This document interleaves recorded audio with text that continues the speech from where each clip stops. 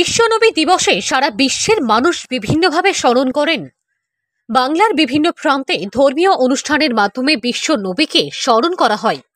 ভাঙড়ের পূর্ব কাঠালিয়া খানকায়ে মোজাদ্দেদিয়া ও মাদ্রাসায় মাসুমিয়ার পক্ষ থেকে বিশ্বনবী দিবস উপলক্ষে বিভিন্ন ধর্মীয় অনুষ্ঠান এবং সামাজিক কর্মসূচি গ্রহণ করা হয়। সকালে মশারি এবং বস্ত্র বিতরণ করা হয়। কয়েক হাজার মানুষ বিশ্বনবীর স্মরণে পথ মিছিলে অংশ নেন। মিছিলে হাজার হাজার মানুষ বিশ্বনবীর প্রতি জয়ধ্বনি এবং দরুদ কালাম পেশ করেন।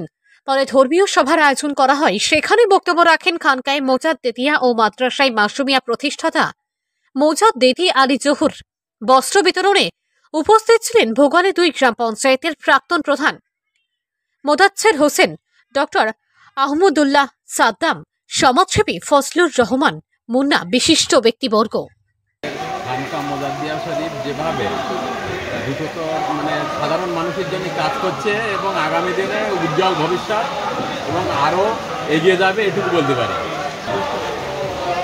প্রথমে কথা হচ্ছে নবী দিবসের শুভেচ্ছা প্রত্যেককে আমার তরফ থেকে আন্তরিক ধন্যবাদ জানাই এবং আগামী দিনে আরও এর থেকে বিশাল আকারে হোক। সাধারণ মানুষ যেভাবে পরিষেবা পাচ্ছে সেভাবে আগামী দিনে এখানকার আমাদের যারা তত্ত্বাবধানে আছে আমাদের ভাই সাহেব আগামী দিনে আরও বিশালভাবে এগিয়ে যাবে, এটুকু বলতে পারি। বিশ্ব নবী দিবস হিসাবে আমরা চিন্তা ভাবনা রয়েছে কিছু জিনিস। তার মধ্যে একটা হলো যে দুস্থ মানুষের কিছু পোশাক বা বস্ত্র বিতরণ করা হবে। এইবারের নবী দিবস হিসেবে মানুষকে জানানোর জন্য একটা র্যালি থাকবে।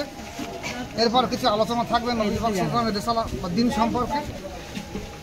তারপরে সমস্ত আগত মেহমান যত কয়েক হাজার মানুষ যা থাকবে সবাইকে কিছু তাবারুক বা খানার মেহমানদার থাকবে।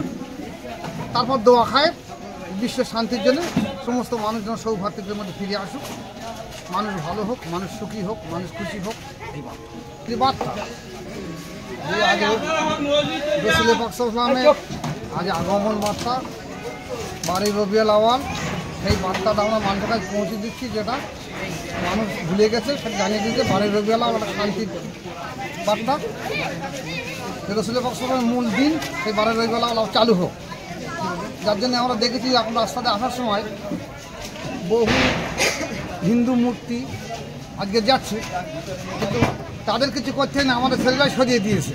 এই যে শান্তির বার্তা ইসলামের যে বার্তা আজকের পুলিশ প্রশাসন দেখছে যে এদের আদর্শ কেমন, এরা পুলিশ আগে মূর্তিগুলো আগে সরিয়ে দিচ্ছে, তোমরা পায়ে সরে যাও, তারপর আমরা মানুষকে বার্তা একটাই থাকবে যে তোমরা বিশ্বের হানাহানি ভুলে যাও, শান্তির পথে ফিরে এসো, ইসলামের পথে ফিরে এসো।